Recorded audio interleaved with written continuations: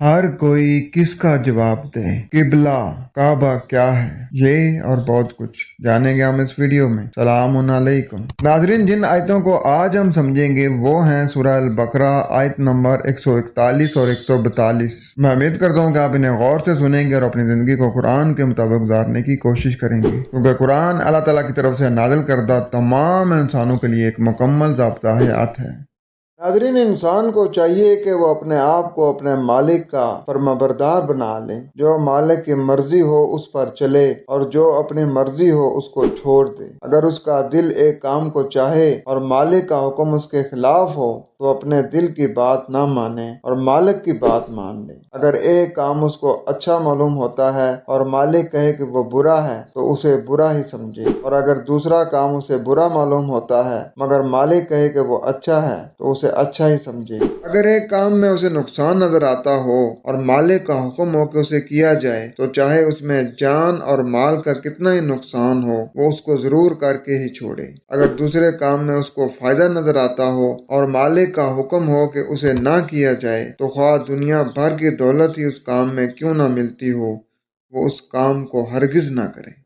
बढ़ते हैं अपने सबक की तरफ और पढ़ते हैं सूरह अल बकरा आयत नंबर 141। मेरे पास इस वक्त मोहम्मद हनीफ साहब का लिखा हुआ तर्जुमा है, पहले उसे पढ़ते हैं। वो एक उम्मत थी जो गुजर गई, उन्होंने जो कमाया वो उनके लिए था और जो तुमने कमाया वो तुम्हारे लिए है, और तुमसे उनके अमाल के बारे में सवाल न किया जाएगा। तिल का उम्मतुन कद खलत, ये एक माखज वाले हैं जो गुजर गए, वो लोग जो भी थे वो गुजर गए। लहा मा कसबत वलकुम मा कसबतुम, उसके लिए जो उन्होंने कमाया और तुम्हारे लिए वो जो तुमने कमाया। यानी जो गुजर गए हैं तुम उनके बारे में बातें ना करो कि वो क्या थे, वो क्या करते थे। उन्होंने जो किया ना वो उनसे पूछा जाएगा, तुमसे नहीं पूछा जाएगा, क्योंकि आगे फरमाया जा रहा है ना कि वला तुसअलूना अम्मा कानू यामलून, कि नहीं तुमसे सवाल किया जाएगा उनके बारे में कि वो क्या अमल करते थे। तुम्हें अपने अमल का हिसाब देना है, तुम्हें अपने आप को देखना चाहिए कि तुम कहाँ तक हदायत ले रहे हो, क्या हदायत ले रहे हो और इस हदायत को कैसे समझ रहे हो और उसके ऊपर कैसे अमल कर रहे हो, ये तुम्हें सोचना है। क्योंकि बहरहाल अगर इसके बावजूद तुम इसरार करते हो कि तुम्हारे इस्लाफ ऐसे नहीं थे ऐसे थे, तो इससे असल बात पर क्या असर पड़ता है। वो जैसे भी थे उनके अमाल उनके लिए थे और तुम्हारे अमाल तुम्हारे लिए हैं। तुमसे ये नहीं पूछा जाएगा कि तुम्हारे इस्लाफ किस रविश पर चलते थे और कैसे काम करते थे। तुमसे तो ये पूछा जाएगा कि तुमने किस किस्म के काम किए। ये है दीन की असल, जिसमें झगड़े की गुंजाइश नहीं। नादरीन, इस आयत से अंदाजा लगा लीजिए कि हम पहले के गुजरे हुए लोगों को वजह तनाज़ा बनाकर लड़ाइयाँ करते हैं, वो किस हद तक माकूल हैं। कुरान अगर इतने जलील कदर अंबिया के मुतालिक हमसे नहीं पूछेगा कि वो क्या करते थे, तो इस्लाफ अकाबरीन असहाबे रसूल के मुतालिक हम क्यों लड़ते हैं। इस आयत में मजहब और उसकी बुनियाद यानी शख्सियत परस्ती की जड़ काट दी गई है। जरा गौर कीजिए कि सैयदना इब्राहिम और उनके बाद आने वाले जलील कदर अंबिया के मुतालिक जब ये कहा जाए कि वो एक उम्मत थी जो गुजर गई, उसने जो कमाया वो उसके अपने लिए था, तुमको उनके अमाल से कोई लेना देना नहीं, तो तुम अपने मुतालिक सोचो कि तुम क्या कर रहे हो। नाजरीन, कसबत का मादा काफ सीन बे है, जिसके मायने कमाई करने के हैं। इंसान के अमाल किसी न किसी असूल के तहत होते हैं। यहाँ अमाल की बुनियाद अहकाम अलाही हैं, जिनकी बुनियाद पर फैसला होगा कि किसके अमाल का वजन कम या ज्यादा है। और हमें आज देखें, हम सारा दिन व्हाट्सएप पे सोशल मीडिया पे एक दूसरे के साथ लड़ते रहते हैं, गाली गलौज करते रहते हैं, एक दूसरे को मारने की धमकियां देते रहते हैं। क्यों? क्योंकि जिसको मैं मानता हूँ उसको वो नहीं मानता। वो कहता है जी मैं सहाबा कराम को मानता हूँ, ये उसको नहीं मानता। दूसरा कहता है मैं अहले बैत को मानता हूँ, ये अहले बैत को नहीं मानता। तीसरा कहता है जी सबसे आला हमारा रसूल। वो अपने नबी के फजाइल बयान करता है, कोई सहाबा के फजाइल बयान करता है, कोई वलियों के करामतें बयान करता है। एक दूसरे को कहानियां किससे सुनाए जाते हैं कि हमारे पीर ने ये किया था, हमारे वली ने ये किया था, उसकी ये करामात हैं। तो इस तरीके से झगड़े पैदा होते हैं और कुरान ने इन झगड़ों की ये शख्सियात परस्ती की जड़ ही काट दी है।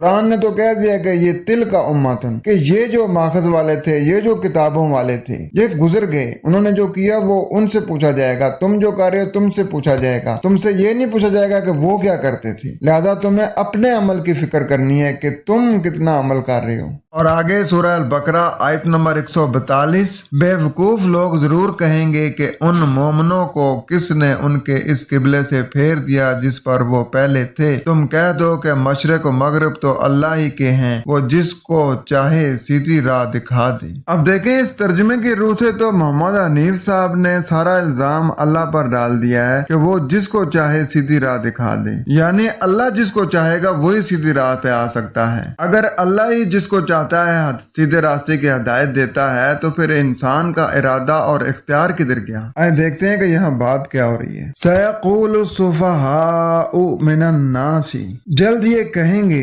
खास बेवकूफ लोगों से, मा वल्लाहुम, क्या उन्हें पलट दिया, अन किबलातिहिम, अपने सामने के बारे में या अपने पहले के बारे में, अल्लती कानु अलैहा, वो जो के उस पर थे, कुल लिल्लाहिल मशरिक़ वल मगरिब, कहो अल्लाह के लिए खास अरूज और खास ज़वाल है, यानी खास अरूज और खास ज़वाल अल्लाह के कानून मकफ़ात के जरिए हैं। यहदी मन यशाउ, हदायत है जो ये चाहे, इला सिरातिम मुस्तकीम, इस्तिकामत वाले रास्ते की तरफ। तो इस आयत में बहुत वाज़ेह हदायत मिल रही है कि लोगों में से बेवकूफ जल्द ये कहेंगे, क्या है अपने पहलों के बारे में इनका पलटना जो कि वो इस पर थे, यानी जैसे पहले वाले चलते आ रहे थे, जैसे वो काम कर रहे थे, इनको भी चाहिए था कि वो ही काम करें। अब मिसाल के तौर पर हमारे यहाँ बरेलवी, देवबंदी, अहले हदीस, शिया, कादियानी ये हैं, और इनकी जो नमाज पढ़ने का तरीका वो भी मुख्तलिफ है। अब जो बंदा जिस फिरके में पैदा होता है वो अपने उस फिरके के मुताबिक वो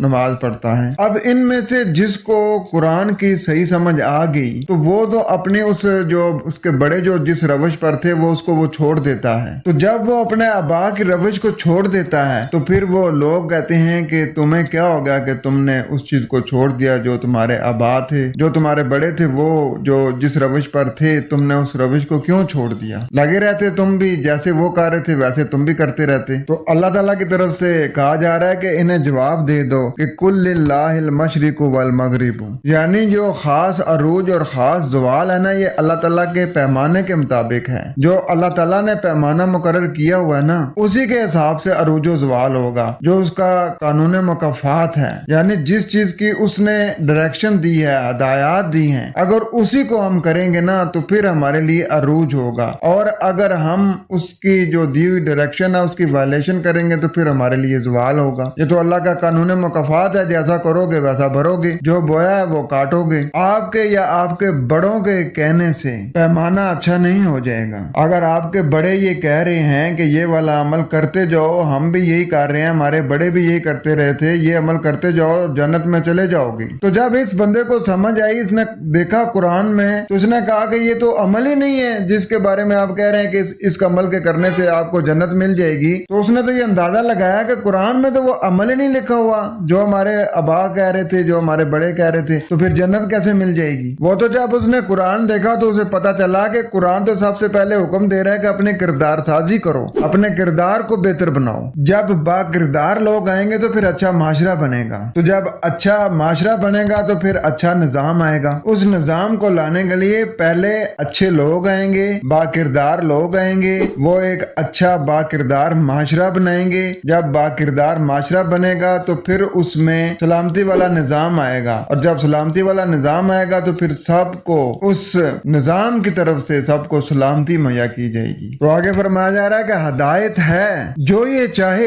इस्तिकामत वाले रास्ते की। अल्लाह ने सिरातुल मुस्तकीम बता दी है कि इस्तिकामत वाला रास्ता कौन सा है। अब जो चाहे वो हदायत ले ले और हदायत लेके उसके ऊपर अमल कर ले। नाज़रीन, मशरिक का मादा शीन रे काफ है जिसके मानी तुलू होना, चमक दमक, रोशनी, बुलंदी वगैरह है। किसी कौम पर नई सुबह तुलू होती है, इसको इशराक कहा जाता है। इसी तरह मगरिब का मादा गैन रे बे जिसके मायनी है डूब जाना, छुप जाना, गायब होना, मानूस होना, नाकाम होना है। इस आयत में तीन बातें गौर तलब हैं। पहली, किबला क्या है। दूसरी, हदायत अल्लाह देता है या बंदा साबित करता है तब बंदा हासिल करता है। तीसरी, सिरात मुस्तकीम क्या है। नंबर 1, किबला। किबला जिसे छोड़ा برا تھا، اسلام وہ زمانہ جاہلیہ کا وہ ضابطہ حیات یا طریقہ زندگی تھا جسے مومنوں نے چھوڑ دیا تھا۔ نمبر 2، میں یشاء کا معنی جو اللہ چاہتا ہے غلط ہے، بلکہ اس کا ترجمہ جو بندہ چاہتا ہے ہونا چاہیے۔ من کا مرجع